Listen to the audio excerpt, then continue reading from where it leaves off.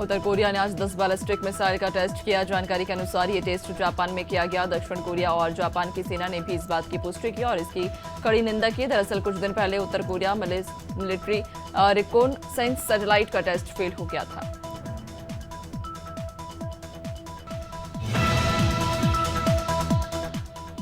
पाकिस्तान के पूर्व मंत्री फवाद चौधरी लगातार भारत के चुनाव पर बयानबाजी कर रहे हैं। उन्होंने कहा कि भारत में हो रहे आम चुनाव में नरेंद्र मोदी हार जाएं। भारत पाकिस्तान के रिश्ते तभी सुधरेंगे जब दोनों देशों में अतिवाद कम होगा। उन्होंने कहा कि पाकिस्तान के आम लोगों में भारत के लिए नफरत नहीं, लेकिन भारत में आरएसएस और बीजेपी लगातार पाकिस्तान के लिए लोगों के दिलों में नफरत कर रहा है।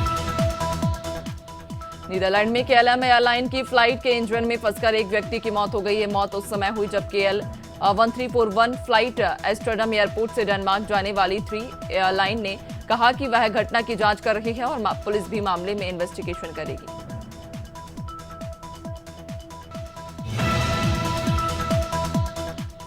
पुणे पोर्श कार हादसे में नाबालिग आरोपी का ब्लड सैंपल बदलने के आरोपी डॉक्टरों को सस्पेंड कर दिया गया। दरअसल डॉक्टर तावरे ससून सिविल अस्पताल के फॉरेंसिक मेडिसिन डिपार्टमेंट के प्रमुख थे और डॉक्टर हलनूर चीफ मेडिकल ऑफिसर था।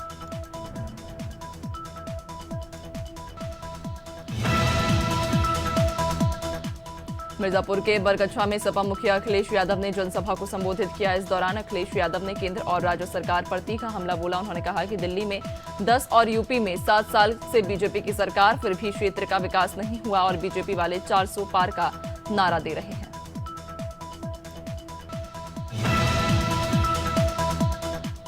सोनभद्र में गृह मंत्री अमित शाह ने जनसभा को संबोधित किया। इस दौरान गृह मंत्री शाह ने विपक्ष पर जमकर हमला बोला। उन्होंने कहा कि सपा राज्य में गुंडाराज चलता था, लेकिन आज योगी सरकार में गुंडाराज खत्म हो गया। वहीं उन्होंने कहा कि विपक्ष की सरकार SC, ST और आदिवासियों का आरक्षण छीनकर मुसलमानों को देना चाहती है, लेकिन जब तक बीजेपी की सरकार रहेगी।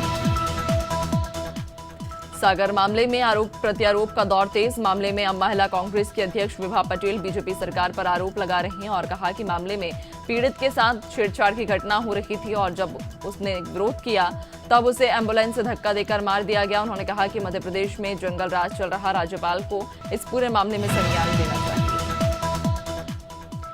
बाजपुर में खनन वाहनों की चेकिंग कर रहे निजी कंपनी के कर्मचारियों के खिलाफ ट्रांसपोर्टरों ने डीएम को ज्ञापन सौंपा। ट्रांसपोर्टर ने बताया कि कर्मचारी खनन वाहनों की चेकिंग के नाम पर वाहन चालकों से अवैध वसूली और अभद्रता करते हैं। ट्रांसपोर्टरों ने कर्मचारियों पर बिना वर्दी और ID कार्ड के वाहनों को चेक करने का आरोप लगाया, साथ ही कार्रवाई की मांग की। देहरादून में मिलावटी खाद्य पदार्थों की जांच का अभियान जारी। चारधाम यात्रा शुरू होने से पहले ही खाद्य संरक्षा और औषधि प्रशासन विभाग ने मिलावटी खाद्य पदार्थों को लेकर विशेष अभियान शुरू किया। इस दौरान यात्रा मार्गों पर होटल, रेस्टोरेंट और ढाबों के खाद्य पदार्थों की जांच की जा रही। इस संबंध में औषधि प्रशासन डॉक्टर आर राजेश कुमार ने अधिकारियों को कड़े निर्देश दिए हैं।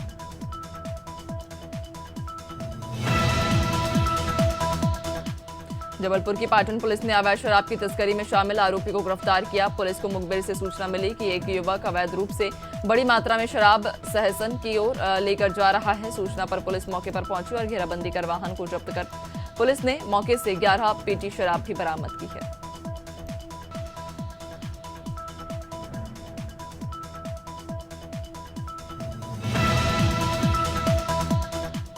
कोतमा की बिजरी पुलिस ने अवैध कबाड़ से लोड 2 ट्रकों को जब्त किया। दरअसल पुलिस को बिजरी थाना क्षेत्र में 2 अवैध रूप से ट्रक खड़े होने की सूचना मिली थी। सूचना पर पुलिस ने छापामार कार्रवाई की। मौके पर जांच किए जाने पर किसी प्रकार के दस्तावेज नहीं मिले, जिसके बाद पुलिस ने ट्रकों को जब्त कर लिया।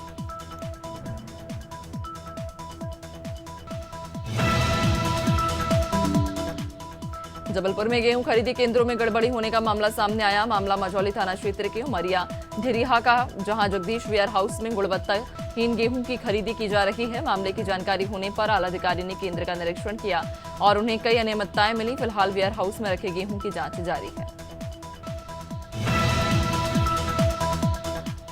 मथुरा के गोविंद क्षेत्र में अतिक्रमणकारियों के हौसले बुलंद होते जा रहे। इसी कड़ी में आज नगर पंचायत ने अतिक्रमण हटाओ अभियान चलाया। यह अभियान दान घाटी मंदिर से एकता चौराहे तक चलाया गया। इस अभियान से अतिक्रमणकारियों में हड़कंप मच गया। मीडिया से बातचीत में अधिशासी अधिकारी ने कहा कि जब तक अतिक्रमण खत्म नहीं हो जाता तब तक यह अभियान जारी रहेगा।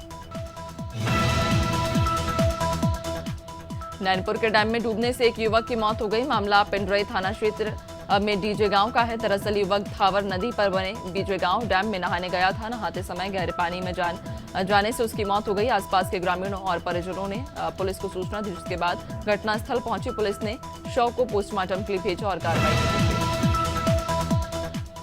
मध्य प्रदेश में गर्मी से आम जनजीवन अस्त व्यस्त हो गया। पशु पक्षियों का हाल भी बेहाल। पन्ना के दहलान ताल में गर्मी से हजारों चमगादड़ों की मौत हो गई है। पत्तों की तरह चमगादड़ पेड़ से टपक रहे, जिससे स्थानीय लोगों को अज्ञात बीमारी का डर सता रहा। जानकारी लगने के बाद नगर पालिका की टीम ने मौके पर पहुंचकर मरे चमगादड़ों को छिपा दिया।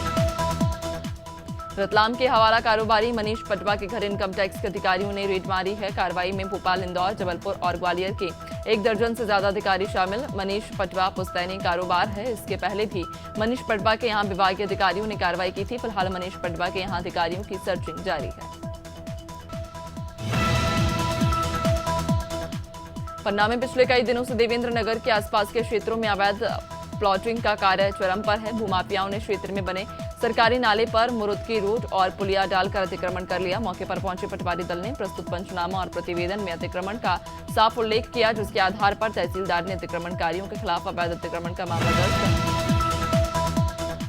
भिलाई में एक युवक के साथ मारपीट का वीडियो सोशल मीडिया पर वायरल हो रहा। वायरल वीडियो में साफ नजर आ रहा कि कुछ असामाजिक तत्व युवक की बेरहमी से पिटाई कर रहे हैं। ये वीडियो 2 माह पुराना बताया जा रहा। फिलहाल इस मामले में पुलिस ने आरोपियों की पहचान कर ली। अब पुलिस जल्द ही पूरे मामले का खुलासा करने का दावा कर रही है।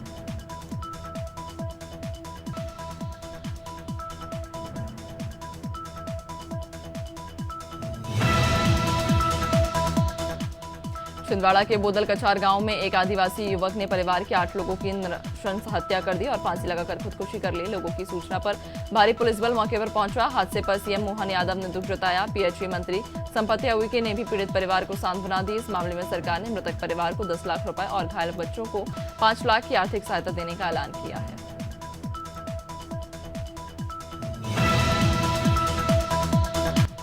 मसूरी पुलिस ने 3 दिनों से लापता नाबालिग लड़की को सकुशल बरामद कर लिया, जिसके बाद ट्रेडर्स एंड वेलफेयर एसोसिएशन ने मसूरी पुलिस की टीम को सम्मानित किया। इस मौके पर कोतवाली अरविंद चौधरी ने बताया कि 2 दिनों की कड़ी मशक्कत के बाद लड़की को दिल्ली से बरामद किया गया। नाबालिग लड़की किसी युवक के बहकावे में आकर दिल्ली चली गई थी।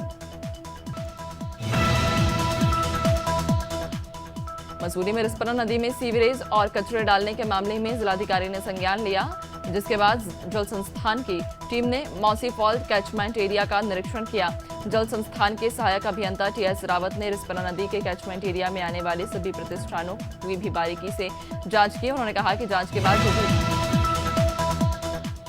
कोरबा के मानिकपर चौकी क्षेत्र में खदान में एक ट्रक की चपेट में आ जाने से एक युवक की मौत हो गई, जबकि एक युवक गंभीर रूप से घायल है। बताया जा रहा कि दोनों युवक घर का सामान लेकर कुरूडी जा रहे थे। इसी दौरान ट्रक ने दोनों को टक्कर मार दी।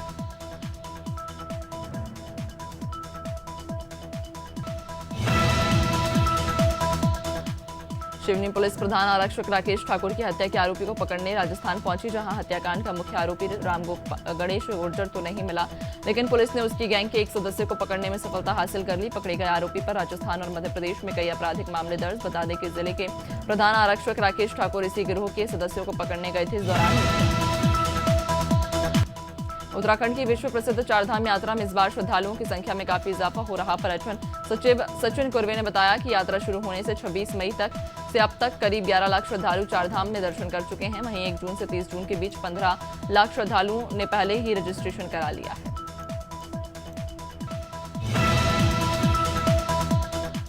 ग्वालियर में भीषण गर्मी पर का कहर जहां लोगों पर बरस रहा है। गर्मी की चपेट में आने से 2 बच्चों की मौत हो गई। दरअसल परिवार मुरैना के एक गांव के लिए निकला था। इसी दौरान रास्ते में 12 साल की मोना और 10 साल के अभिषेक की अचानक तबीयत खराब हो गई। मां दोनों बच्चों को लेकर अस्पताल पहुंचे, जहां डॉक्टरों ने दोनों को मृत घोषित कर दिया। बच्चों की मौत का कारण गर्मी बताया जा रहा है। फिरोजाबाद में सरसागंज थाना क्षेत्र में हुई मुठभेड़ में हत्या के 2 आरोपियों के पैर में गोली लग गई। घायल आरोपियों को इलाज के लिए अस्पताल में भर्ती कराया। पुलिस को आरोपियों के कब्जे से तमंचा, कारतूस भी बरामद हुए। बता दें कि 5 दिन पहले हुई कमलेश की हत्या में दोनों आरोपी शामिल थे और पुलिस काफी समय से आरोपियों की तलाश कर रही थी। फतेहपुर के खखरेरू थाना क्षेत्र में पुलिस और लुटेरों के बीच मुठभेड़ हो गई, जिसमें 2 बदमाशों के पैर में गोली लग गई। इस दौरान पुलिस ने एक को गिरफ्तार कर लिया। मौके से पुलिस ने 585 ग्राम सोना, चांदी, 13,000 नकदी समेत चोरी की बाइक भी बरामद की है।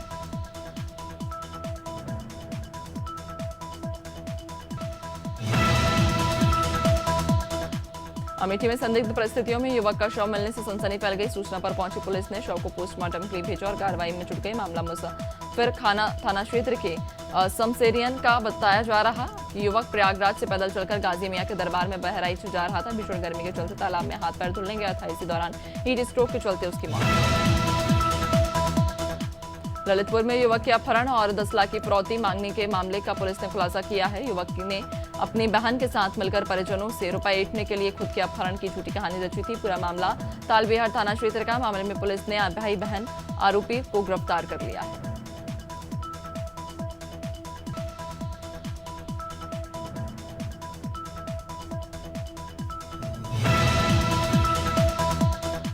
बिजनौर में बाइक सवार बदमाशों ने एक प्रॉपर्टी डीलर की गोली मारकर हत्या कर दी। सरेआम हुई इस वारदात से शहर में हड़कंप मचा हुआ। बताया जा रहा कि मनुपुरम कॉलोनी में रहने वाले सुशील प्रॉपर्टी का काम करते थे। सुशील शोरूम से अपने घर जा रहे थे। इसी दौरान बाइक सवार बदमाशों ने उन्हें रोक लिया और उनके सिर पर गोली मारकर फरार हो गए। फिलहाल पुलिस आरोपियों की तलाश में जुट गई है।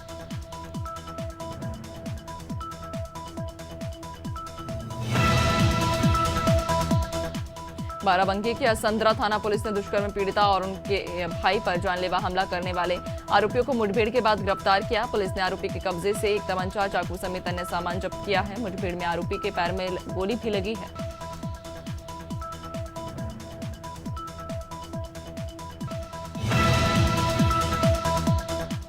देवास की नाहर दरबारा थाना पुलिस ने एक कार से अवैध शराब की 34 पेटी जब्त की, जिसकी कीमत करीब 1.5 लाख रुपए आकी गई। दरअसल आरोपियों ने वाहन चेकिंग को देखकर भागने की कोशिश की और कार को एक खेत में उतार दिया, जिसके बाद पुलिस ने पीछा कर आरोपियों को पकड़ा और क्रेन की मदद से कार को खेत से निकाला।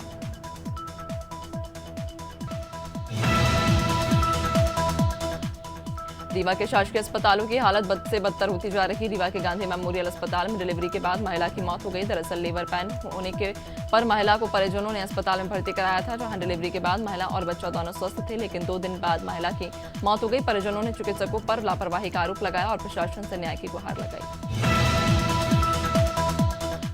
दिल्ली और गुजरात में हुई आगजनी की घटना के बाद बुरहानपुर में भी जिला प्रशासन अलर्ट मोड पर आ गया। जिले के पाकीजा ओम मॉल पर एसडीएम ने बड़ी कार्रवाई की। निरीक्षण के दौरान एसडीएम को मॉल में कई खामियां भी मिली, जिसके बाद एसडीएम ने मॉल मैनेजर को फटकार लगाई। 3 दिन के लिए पूरे मॉल को सील कर दिया। साथ ही जब तक सभी खामियां पूरी नहीं की जाएंगी तब तक। फतेहपुर में भूमाफियाओं ने राजस्व विभाग में पदस्थ चपरासी की हत्या कर दी और शव को गांव किनारे फेंककर फरार हो गया। मामला सदर कोतवाली थाना क्षेत्र का। दरअसल भूमाफियाओं ने राजस्व विभाग में पदस्थ चपरासी प्रमोद रादास की बस कीमत जमीन पर कब्जा कर प्लांटिंग कर दी थी। जब प्रमोद रादास ने जमीन के बदले पैसे मांगे तो भूमाफियाओं ने उसकी हत्या कर दी। लोकसभा चुनाव के 7वें चरण के चुनाव प्रचार के अंतिम दिन मुख्यमंत्री डॉक्टर मोहन यादव पंजाब पहुंचे। सीएम ने चुनाव प्रचार के पहले स्वर्ण मंदिर अमृतसर के स्वर्ण मंदिर में माथा टेका और आशीर्वाद लिया।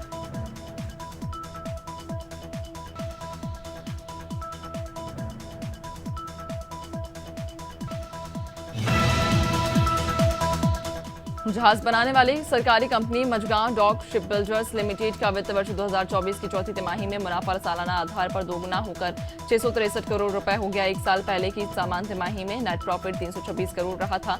कंपनी ने वित्त वर्ष 2024 के लिए 12.11 प्रति शेयर का लाभांश देने का ऐलान किया। इस साल स्पेस एक्स और टेस्ला के मालिक एलॉन मस्क एक बार फिर दुनिया के सबसे अमीर कारोबारी बन गए। वे फ्रांसीसी अरबपति और LVMH के सीईओ और अमेजॉन के फाउंडर जेफ बेजोस को पीछे छोड़कर पहले नंबर पर पहुंच गए। मस्क की नेटवर्थ आर्टिफिशियल इंटेलिजेंस स्टार्टअप के कारण बढ़ी, जिसने 1.5 लाख करोड़ रुपए के प्री मनी वैल्यूएशन पर 50,000 करोड़ जुटाए हैं।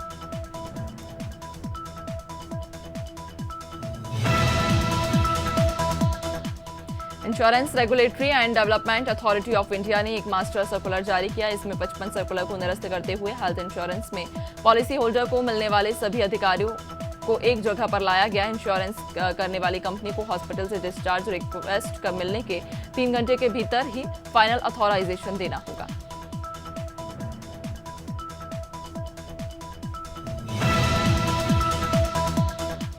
इंडिगो ने एक नई सुविधा शुरू की है, जिसमें female passenger web check in के दौरान ये देख सकेंगी कि अन्य महिला यात्रियों ने कौन कौन सी सीट प्री बुक की है। ट्रैवल कंफर्ट और सेफ्टी के लिए एयरलाइन ने यह सुविधा शुरू की है, खासतौर पर ऐसी महिलाएं जो अकेले यात्रा कर रही हों। अब फीमेल पैसेंजर महिला यात्रियों के बगल वाली सीट चुन सकेगी।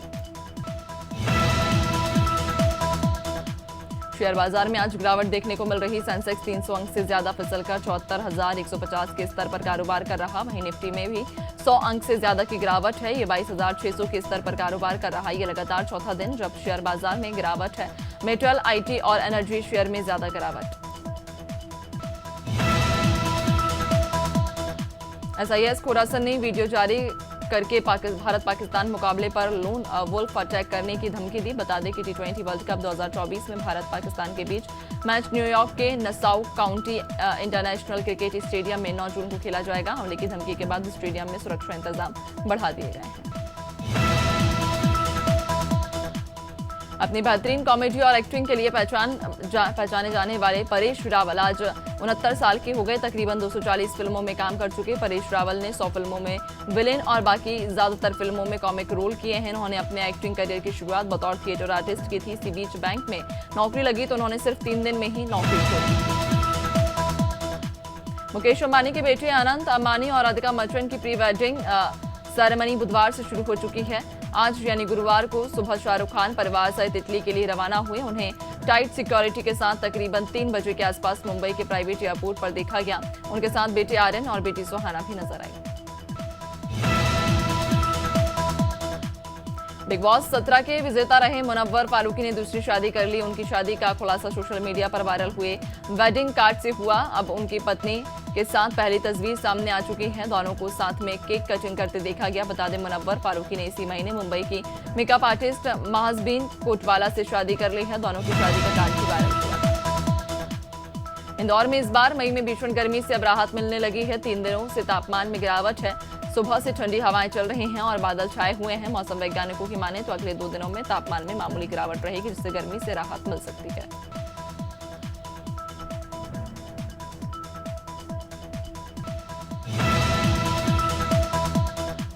यूपी में 5 दिन से भीषण गर्मी पड़ रही है। प्रयागराज बुधवार को देश का दूसरा सबसे गर्म शहर रहा। यहां 49 डिग्री तापमान दर्ज किया गया, तो वहीं कानपुर में गर्मी का 36 साल का रिकॉर्ड टूट गया। तापमान 48.4 डिग्री रिकॉर्ड किया गया। वहीं 3 शहरों नोएडा, मथुरा और आगरा में आंधी के साथ तेज बारिश हुई। मौसम विभाग ने 7 जिलों में बारिश का अलर्ट जारी किया। नौतपा के 6वें दिन भी छत्तीसगढ़ में भीषण गर्मी रहेगी, जिसको देखते हुए 3 संभागों में लू का अलर्ट जारी किया गया। मौसम विभाग की माने तो आज प्रदेश के अधिकतम तापमान में बदलाव नहीं होगा। रायपुर, दुर्ग और बिलासपुर में हीट वेव और रात के समय भी तापमान ज्यादा रहेगा। बुधवार को रायगढ़ 46 डिग्री के साथ प्रदेश में सबसे गर्म रहा। झारखंड में गर्मी ने लोगों का जीना मुहाल कर दिया। राज्य के 19 जिलों में पारा 40 के पार है। मौसम विभाग के अनुसार 2 जून तक प्रदेश में गर्मी से राहत मिलेगी। आज और कल के तापमान में और वृद्धि हो सकती है। इसे लेकर मौसम विभाग ने राज्य के सभी जिलों में ऑरेंज अलर्ट जारी किया है।